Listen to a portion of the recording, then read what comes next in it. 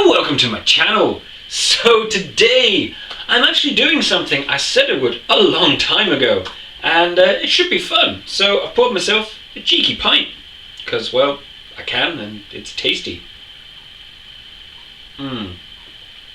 Refreshing.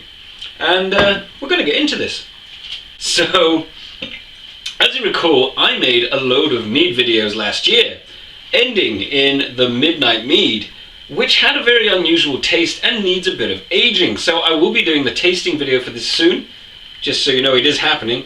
I'm just giving it the best chance of it to taste nice, because, well, it tasted burnt, as burnt mead would. So with that being said, I also came up with the idea, which I think I said in one of my mead videos, was that I wanted to get the cheapest honey I could find and play with that.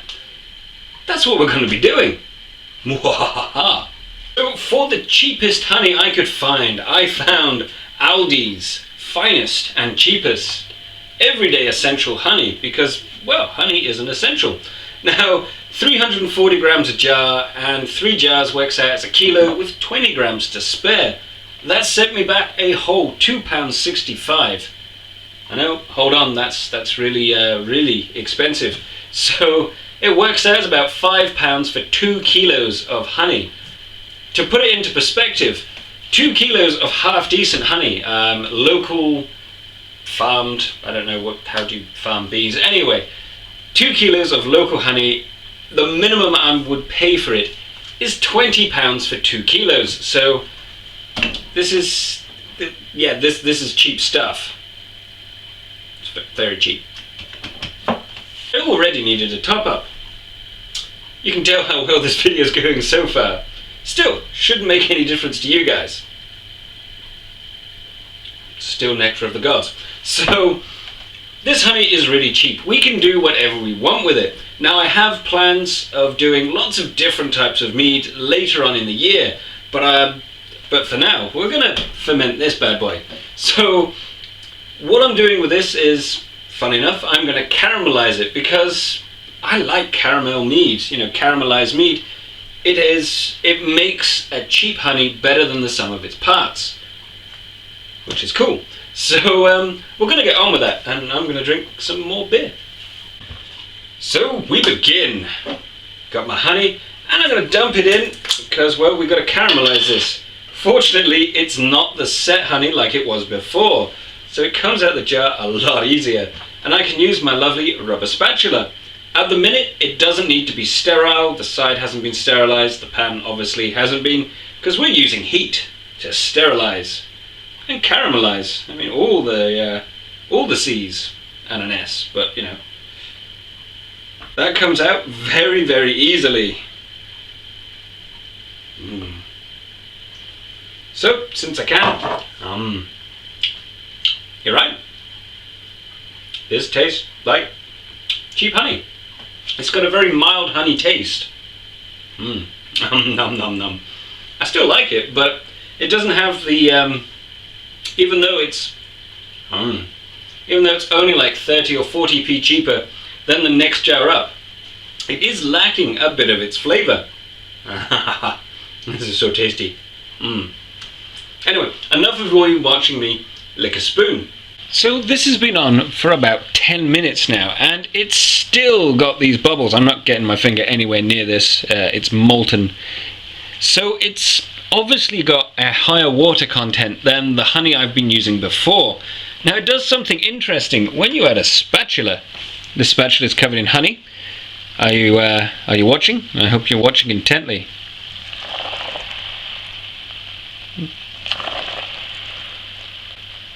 What's going on? Weird. Anyway, so this could take a little while. Ooh, nearly dropped my spatula in there. So another update. It has been another 10 minutes of doing this gently, and it's still got water in there. That's what's causing this lovely frothing. It is starting to smell really good, and as you can tell, it is caramelizing slowly because the froth has changed color. Now you may be thinking that the heat is up quite high, and fortunately I'm using a gas stove. It's barely on whatsoever.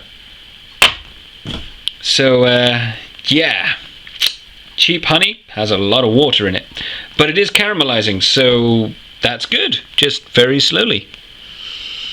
So I've gone ahead and turned it off. Ideally I would have liked it to clear up, but it's not going to do that.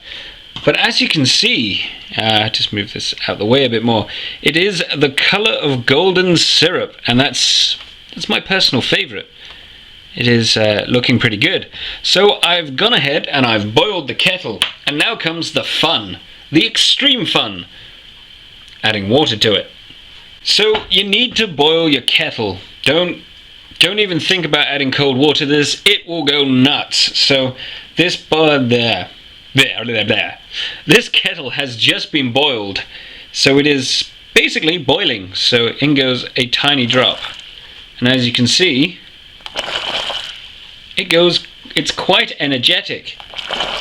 Molten sugar has a higher boiling point than molten water, boiling water. So I'm going to keep adding boiling water, just like so, just in little bits, like so, until it stops doing that.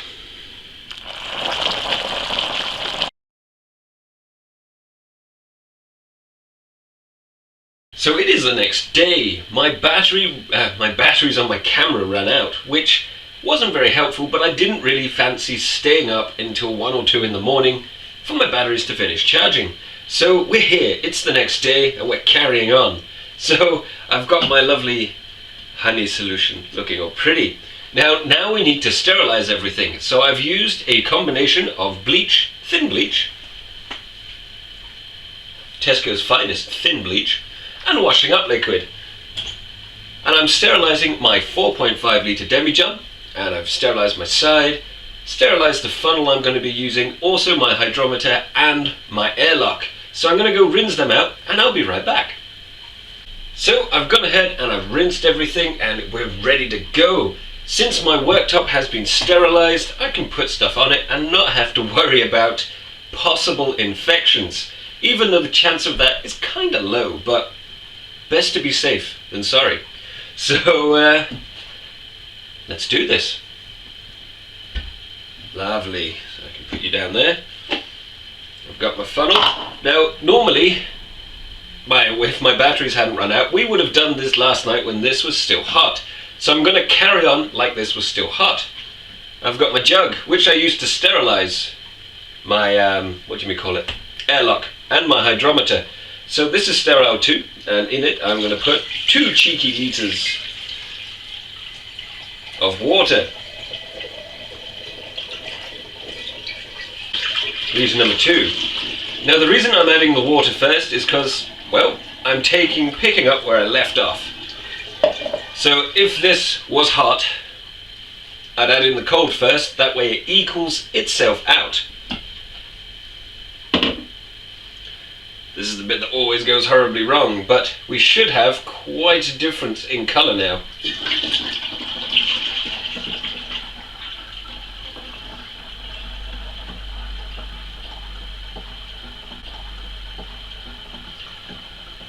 So even though this was the cheapest store-bought honey that had no colour or basically anything, it was very mild, it has a beautiful looking colour now. So I'm just going to top this up.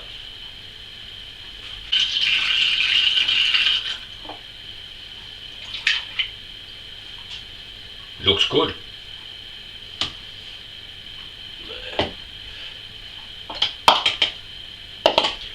So before we can test this with a hydrometer, we need to mix it up. You can see there's quite a difference in colour.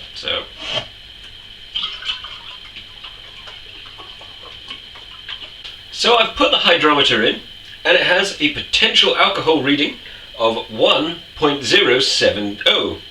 So that is approximately, if it ferments to dryness, about 11%. We all know it's not going to do that because it's honey.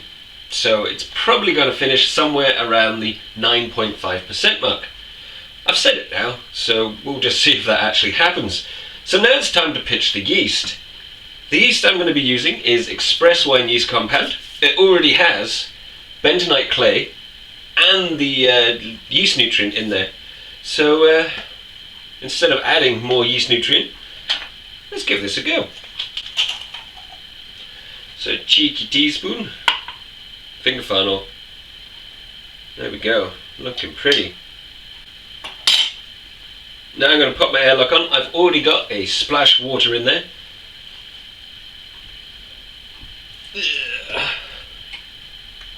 There we go. And that's us done. So we've taken the cheapest honey, and it looks like expensive honey. It smells quite nice too. But it's going to be interesting to see how this turns out. So we're done. Looking good. It looks like a nice mead. I mean, considering the colour of the honey to start off with, and what it looks like now, and what it smells like now, it looks like a completely different honey. If this works, it's going to become my new favourite honey. If it works, I don't know. There's only one way to find out, and that is to try it. So I'm doing it for you, so you can know if this works or not. I'm taking one for the team. Plus, if it does work, I've got tasty mead. I like mead. So I really hope you enjoyed this video. Don't forget to comment, rate, like, share, subscribe, and check out the other videos. And I'll see you in the next one. Take care.